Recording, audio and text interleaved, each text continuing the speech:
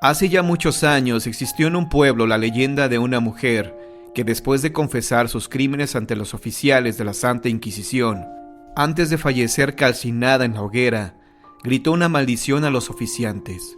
Juró que regresaría para tomar venganza de la vida que le había sido robada, y al poco tiempo falleció entre terribles gritos de dolor. Mientras su única hija la esperaba impaciente en casa, los gritos de su madre llegaron a sus oídos, llevados por el furioso viento que la puso en alerta. «¡Vendrán por ti!». Enseguida intuyó a aquella joven que su vida se encontraba en serio peligro, pues ella sabía que su madre practicaba la brujería, y era en verdad temerario oficio para aquellos tiempos. Amenazada de fallecer, salió de la humilde choza, sabiendo que quizá no regresaría nunca a ese lugar, donde de ahora en adelante sería perseguida hasta el final de sus días. Corrió con toda la velocidad que sus piernas le permitieron. Se escondió bajo las sombras de los árboles entre los bosques y la noche. Sus pies adoloridos fueron llevados más allá de sus limitaciones humanas. Sufrió de hambre y cansancio. Únicamente paró cuando supuso que estaba lo suficientemente lejos de aquel lugar. Se alejó corriendo de sí misma, asustada de mirarse ante el espejo del ancho río y no encontrar nada. Incluso pensó en ser solo un suspiro, algo que se mezcla en el aire para no regresar jamás. La muchacha lloró en silencio sus penas, envasadas en gotas de lluvia que se le escurrían de las manos como cristales cortantes y se estrellaban pesadamente contra el suelo. Mirando cansada su propia existencia, vaciló por un instante y sonrió. Aún así sonrió un poco, solo un pequeño gesto doliente. A lo lejos escuchó el aullar de los perros. Por primera vez en mucho tiempo sintió miedo. Se encontró con la soledad más devastadora y se atemorizó en el más doloroso de los tormentos, desde lo más oscuro de la noche. Durmió profundamente cuando se cansó de llorar. Al despertar, un impulso la hizo saltar hacia la parte más recóndita de aquel río, para no salir más que flotando enredada entre hierbas gigantes a la luz del día. El señor Rodrigo Galindo tenía un trabajo desagradable, un trabajo que su padre le había legado, una funeraria. El trabajo de la muerte, o más bien, el trabajo de lidiar con lo que el deceso de una persona deja a su paso. Estaba cansado después de un día agotador y prefería irse a la cama y dormir un poco. Sus aposentos estaban en el piso superior de la casa funeraria. En el sótano estaba la sala mortuoria, donde los cuerpos eran recibidos y preparados para el velorio. Esta noche tenía que lidiar solo con uno de ellos. Se trataba de uno de esos casos que, de haber tenido algo de compasión, le hubiera producido al menos un poco de tristeza. Una muchacha de apenas 25 años de edad se había ahogado. La habían encontrado sin vida esa misma mañana. El cuerpo estaba en buen estado y no había mucho que hacer. Ningún familiar la había reclamado, y en el pueblo nadie había dado aviso de su pérdida. Quizá fuera una extranjera o una visitante. Así que la iglesia del pueblo había corrido con los gastos del entierro de aquella solitaria muchacha. No había más que drenarle la sangre del cuerpo y maquillarlo un poco para hacerlo presentable. Quizá hacerle una sonrisa tenue. Algo quisiera pensar que dormía y no que estaba sin vida.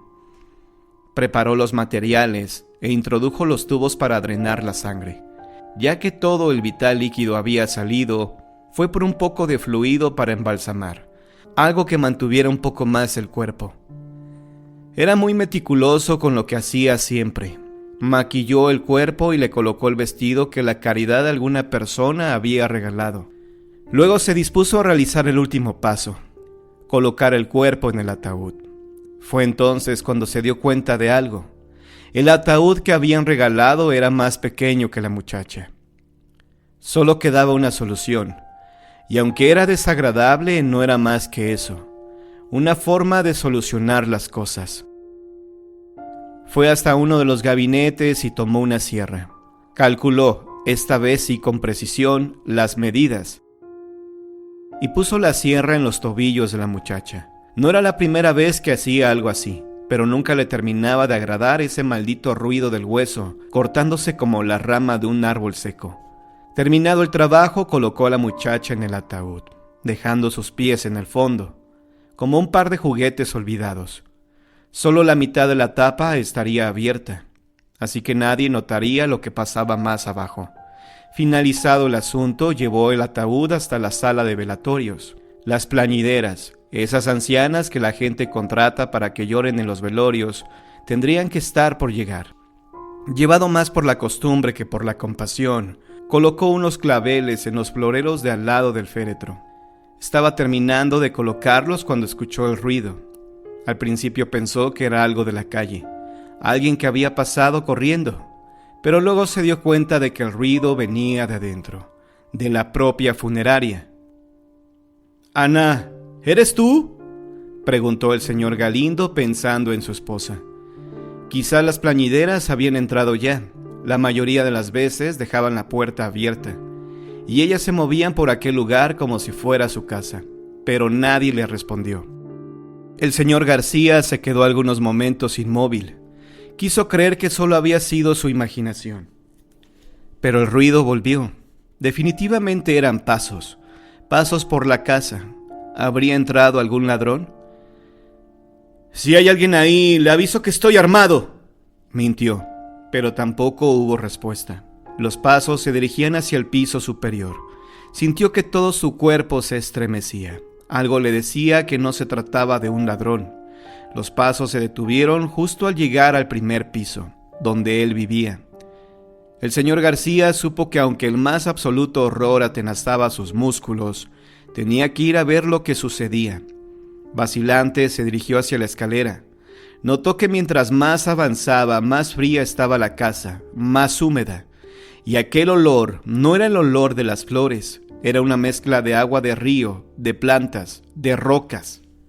«¿Quién está ahí?», preguntó. La escalera estaba casi frente a él. Entonces hubo otro ruido, el ruido de la furia del agua. Olas, cientos de olas estrellándose contra la pared, gritos de desesperación. El señor García llegó a la escalera. Su horror no tuvo límite. Ahí arriba en la cima había 2 pies de mujer, blancos como la nieve, seccionados a la altura de los tobillos. «¡No! ¡No es posible!». Instintivamente comenzó a retroceder, pero los pies bajaron por la escalera y tras ellos un agua espesa negra que fue cubriendo cada uno de los escalones, primero lentamente, pero luego como un torrente, como un caudal inagotable. El señor García quiso correr, pero tropezó y cayó al suelo. Su cara se contrajo en una mueca indescriptible. Extendió su mano como queriendo detener lo inevitable, pero fue inútil. Aquel mar negro y pútrido lo cubrió y le tapó la boca, acallando sus gritos. Le inundó los pulmones, lo ahogó sin remedio. Las lloronas llegaron poco después. Entre alaridos destemplados llamaron a la policía, que dictaminaría más tarde que el señor García había fallecido ahogado, aunque no dirían en el informe policial los 2 pies de mujer, seccionados por los tobillos, blancos como la nieve, que sostenía entre sus manos retorcidas por la agonía. Quizá la maldición de aquella anciana bruja jamás sería relacionada con el incidente ocurrido al señor Galindo, pero de alguna forma estaba presente desde que el cuerpo de su hija fue encontrado flotando, atorado por un tronco que no permitió que lo arrastrara la corriente del río. En los pueblos se cuentan tantas leyendas que llega un momento en el que cada persona incluye su propia versión de los hechos, de tal forma que uno ya no sabe si es verdad o es mentira. Sin embargo, las leyendas de brujas siempre causan gran interés entre los oídos de todo aquel que las escucha.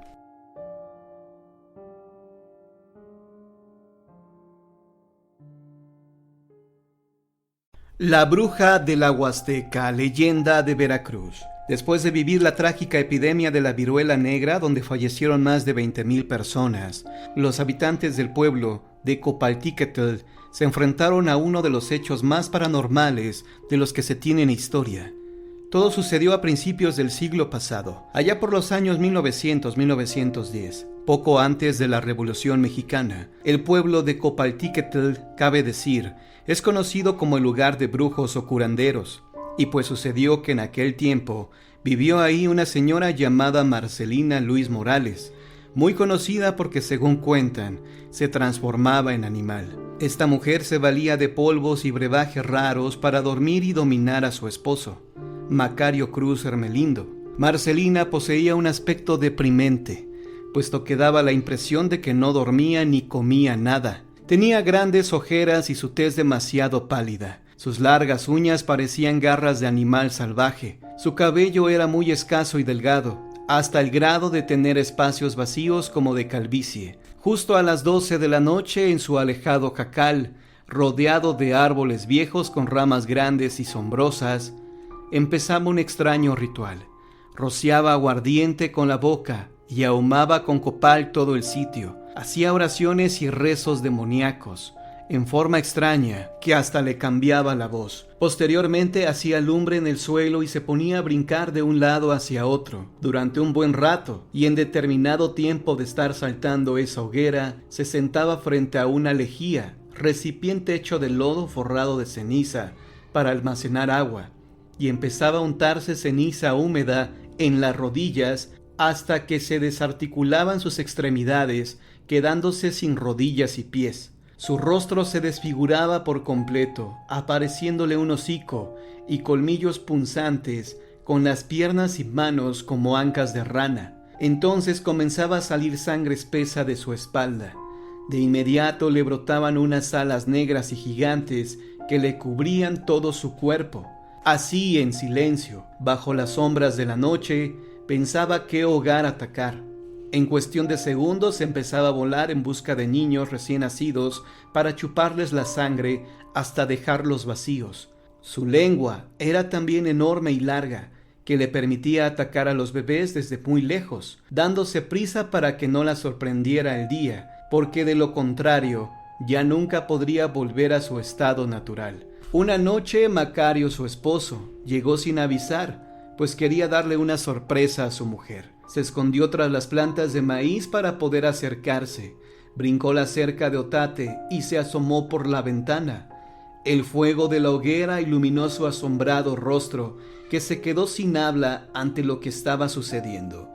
Vio cuando ésta saltaba la hoguera de lado a lado, y no le quedó la menor duda de lo que la gente andaba hablando de ella. Descubrió que su vieja era aquel temido y odiado ser del que tanto se comentaba en casi toda la sierra, y que tantos males había causado.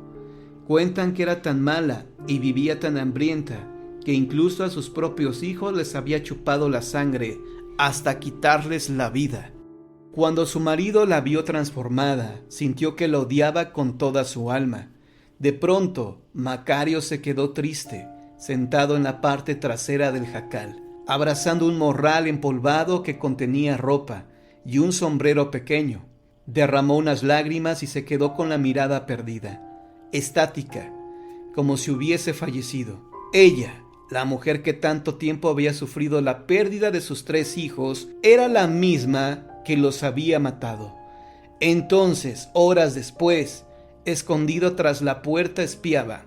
Veía cómo se estaba quitando Marcelina sus extremidades inferiores, y una vez que se aseguró que ya no había nadie en el jacal, rápidamente tomó las rodillas y corrió hacia la sierra, y en un lugar muy alejado las enterró y regresó para terminar su venganza.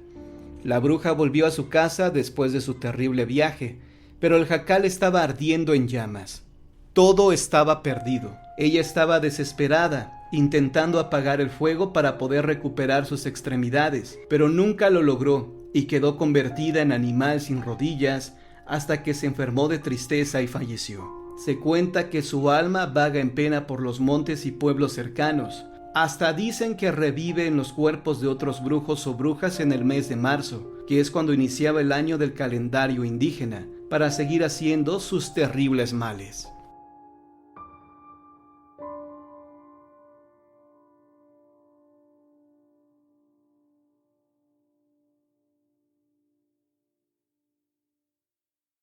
El bosque de las brujas, narrado el 8 de enero del año 2020.